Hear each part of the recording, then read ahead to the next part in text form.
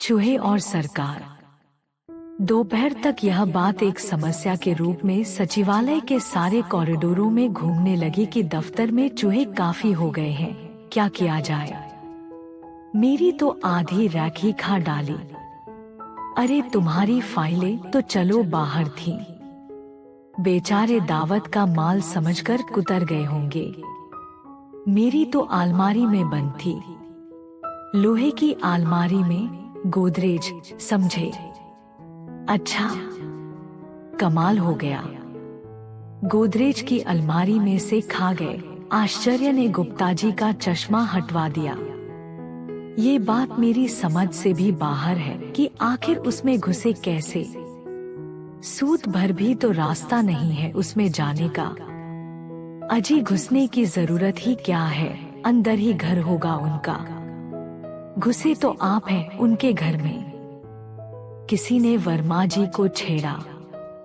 लकड़ी का तो सुना है चूहे काट सकते हैं, पर लोहा, स्टील। मान गए भाई, चूहों को भी। आजादी के जितने पुराने दस्तावेज थे सबका चूरन बना दिया दुष्टों ने। सर, जिधर मैं बैठती हूँ वहाँ भी बहुत है, इसीलिए तो मैं अपने पास कोई फाइल नहीं रखती। और इसलिए मैं आपसे फिर कह रहा हूँ कि आप अपनी सीट मेरे कमरे में ही लगवा लें। दिल में जगह होनी चाहिए, मुझे तो कोई तकलीफ नहीं होगी। तो फिर क्या करना चाहिए? सर, हमें तुरंत प्रशासन को इत्तिला करनी चाहिए। ये उनका काम है ड्यूटी लिस्ट के अनुसार। और क्या? आखिर प्रशासन करता क्या है जो उनसे चूहे भी नहीं मारे जाते। अजी क्या पता इन्होंने खुद चूहे मंगवा कर छोड़ दिए हों। ऑडिट वालों को कह तो भी देंगे कि सारे रिकॉर्ड चूहे खा गए, अब कहां से लाएं? मामला गंभीर है सर, हमें तुरंत कार्रवाई करनी चाहिए। बड़े बाबू ने सबको जिम्मेदारी का पाठ पढ़ाया। हाँ सर, इससे गंभीर बात क्या हो सकती है?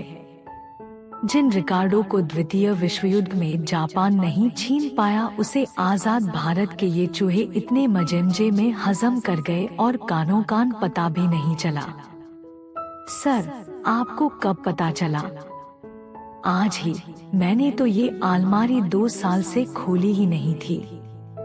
आज जरा ये डायरी रखने के लिए जैसे ही ये अलमारी खोली तो ये माजरा। अच्छा हुआ सर, वरना ये नई डायरियां भी खा जाते। नहीं, वो मैं कभी नहीं करता।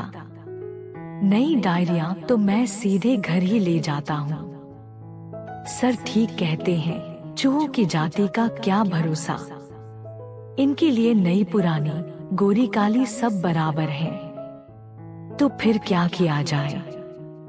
प्रश्न गंभीर से भी बड़ा होता जा रहा था।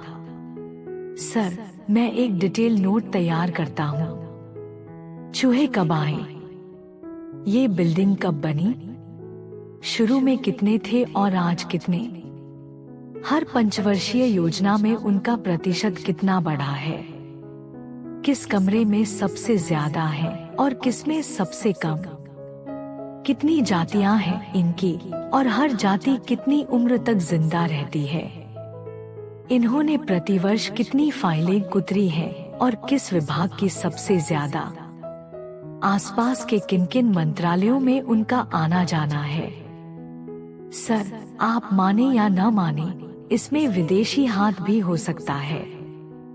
जब जम्मू, पंजाब और आसाम में गुपचुप आतंकवादी उतारे जा सकते हैं, तो ये तो चूहे हैं। सोचा होगा हम दुश्मनों को बर्बाद करेंगे और चूहे उनके रिकॉर्डों को। हमारी तो सारी मेहनत पर ही पानी फिर गया। कब तक तैयार हो जाएगा ये नोट? सर, ज्यादा टाइम नहीं लगेगा।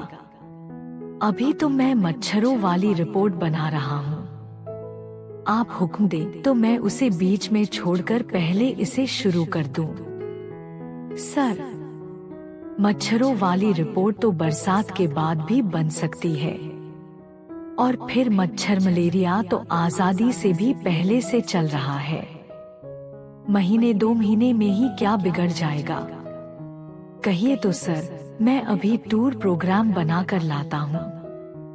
पटना, लखनऊ, भोपाल, कलकत्ता के सचिवालयों की स्थिति पर भी हमारी रिपोर्ट में कुछ होना चाहिए। आखिर हम केंद्र सरकार के नुमाइंदे हैं। सर, मेरा मानना है कि इसमें रूस का अनुभव बहुत महत्वपूर्ण हो सकता है।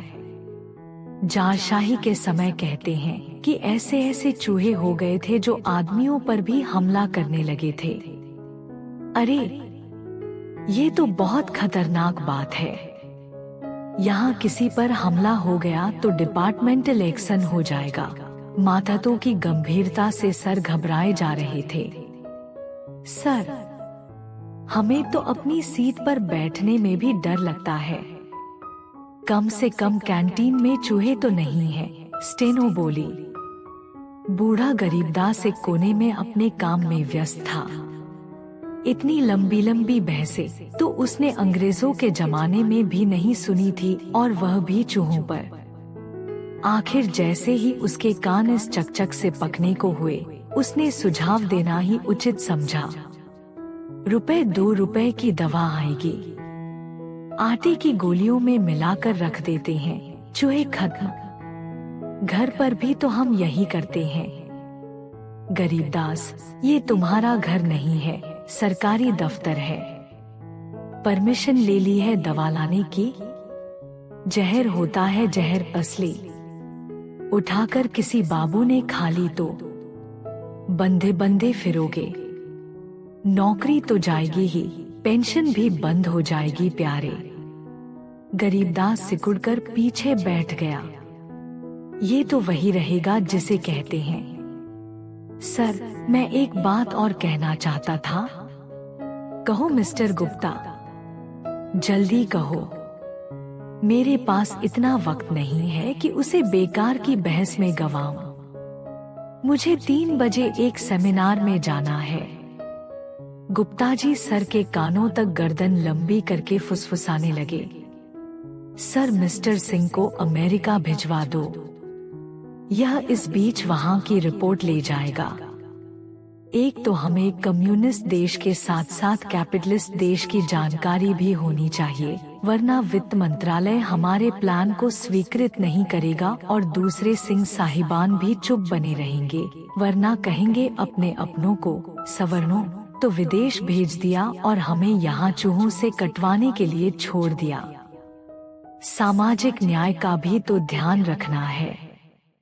मिस्टर गुप्ता की गर्दन जब लौटकर पीछे हुई तो सर उसे गर्वित नजरों से देख रहे थे। तो ठीक है, इस टॉप प्रायोरिटी दी जाए।